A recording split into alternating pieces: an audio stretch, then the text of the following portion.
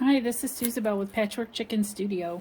I'm still recovering from my shoulder surgery, which was 7 weeks ago now, and I'm not really supposed to be sewing or doing anything really strenuous at this point, but I'm so tired of sitting around.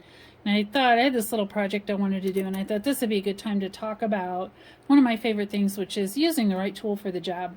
So I'm using a 1952 Singer 201 vintage machine. This is one of my favorite machines. It's very sturdy, sews through a bunch of stuff. There's a legend that says it used to sew upholstery in the Rolls-Royce factories in the 1930s. I don't know if that's true or not, but it's a nice story. But anyway, I'm going to sew this vinyl. And the vinyl, this is a new kind of a placemat thing to go underneath one of my cat's water and food bowls. I have one older cat who's kind of she's sloppy. She has a very smushy face, and so it's really hard for her to eat, and so it's always a mess. And I've been using a placemat, which isn't quite big enough, so the mess is everywhere. And so I decided I was going to make her a nice, just one that would hold all the space. And I bought this vinyl at the thrift store, which, you know, was all wrinkly, which I didn't think about when I bought it. And I spent a long time ironing this. And you can't iron it directly because it's vinyl. So I put a paper towel on there and ironed and ironed and ironed. And I thought I'd never get there. But anyway, this vinyl has just a little bit of tack to it, or a little bit of stickiness to it. Not sticky like I spilled something on it, but it just catches everything. And so if I'm going to sew this on this machine, I can tell I'm trying to push this fabric across the wood table, and it's not going anywhere.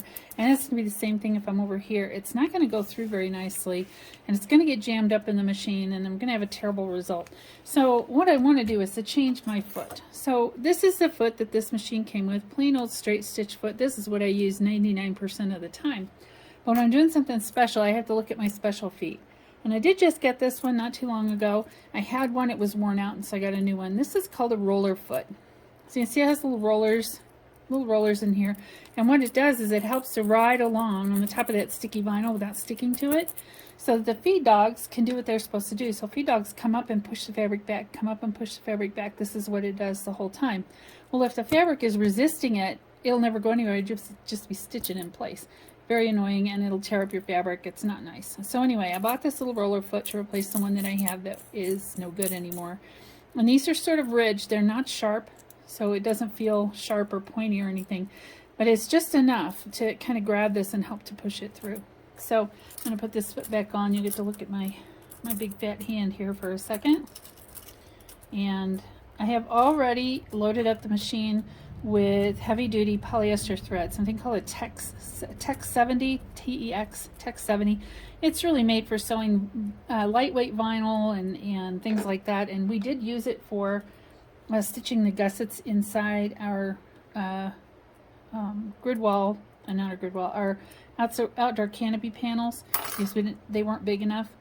Did that a few months ago, and I used the same thread. It is polyester. I don't normally sew with polyester on most things, but in this case it's the tool for the job. I'm kind of eyeballing this because it doesn't have to be perfect. I could have probably used the iron to crease it if I wanted to, but I was already fighting with the iron. I decided I wasn't going to fight anymore with the iron. So I'm just going to go ahead and stitch. And you can see it's going through it. Now if I put my hand here and I'm trying to push, I'm really doing myself some damage. So what I need to do is to just keep like a finger on there and let the machine pull it through. And it will, and you can see it's pulling pretty good and getting it right through there. Now without this foot, I would be struggling because it would be sticking to the bottom of this foot. It would be sticking to it and sticking to the table at the same time. So I'm trying to be nice and keep my hand out of the way and not do what I normally do, which is to hold on to things as I push them through. I'm just kind of using that one finger there on the seam. And so this is sewing a really nice stitch. This is going to do exactly what I need it to do. And yes, it's crooked. You can see. Doesn't matter. But I've got this nice little stitch here. And this is what I wanted to be able to hold this together. I couldn't do that without that little foot. I can guarantee you. So that little roller foot, you see her, I'm trying to push this thing and it's not going anywhere. That roller foot really does make a difference in what I'm doing on my fabric. So I thought you'd like to see that. That's a roller foot. They come in different styles for different kinds of machines. This is a short shank or a low shank machine. It was not hard to find one to replace the one that I had, and I have no idea how old it was. So anyway, that's your little tip for the day. That's a roller foot. Thanks for watching.